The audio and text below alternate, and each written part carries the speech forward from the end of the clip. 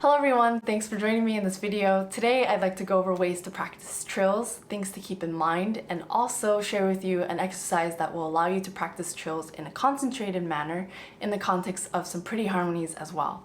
Now if you'd like to follow along with the sheet music, you can download it for free from my website.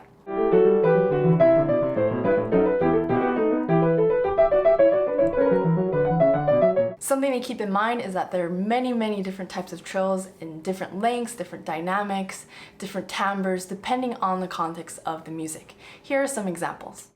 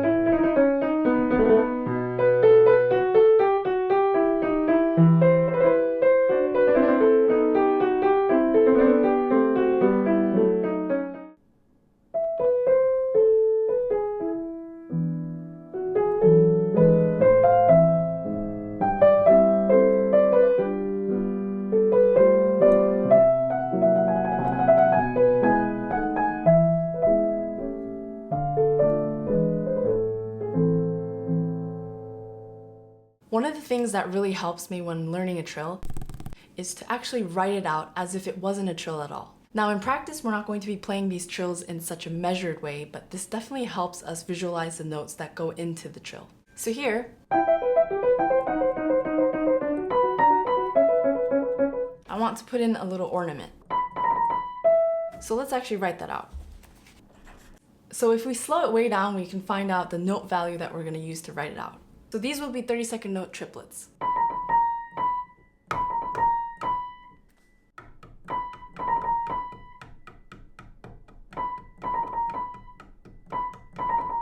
So the main reason I do this is because when I see the notes written out visually, it helps me attend to every single note of the trill.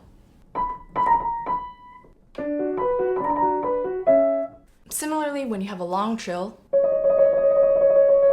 maybe you want to actually plan it out just to see how it feels with triplets or groups of 4, groups of 5, however you want to organize it. So for example, let's take this trill. Instead of just treating it as one long held note with a trill, let's break it up. So if this is my 8th note pulse, the note values will be in groups of 6 per 8th note. So even if we're going to abandon this framework when we're actually playing the trill, it helps to sort of form your trill in the first place. Another thing to keep in mind is fingering. Now there are many different types of trills, so there are many different types of fingerings, but let's go over just a few of them. I think the most commonly used fingers for trills are fingers 1, 2, and 3. So 1 and 3.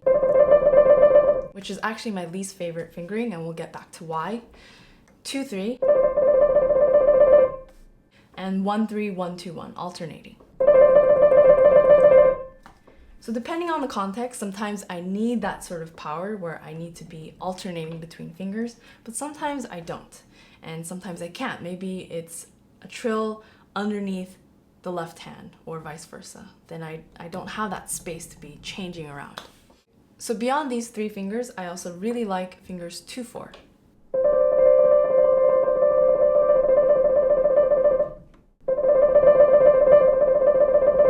Also 3, 4. And if I need a little more sound, I'll use 4, 2, 3, 2. Also 3, 5. And 4, 5. Now that's a little weak. Anyway, those fingerings also apply to the left hand, but in reverse.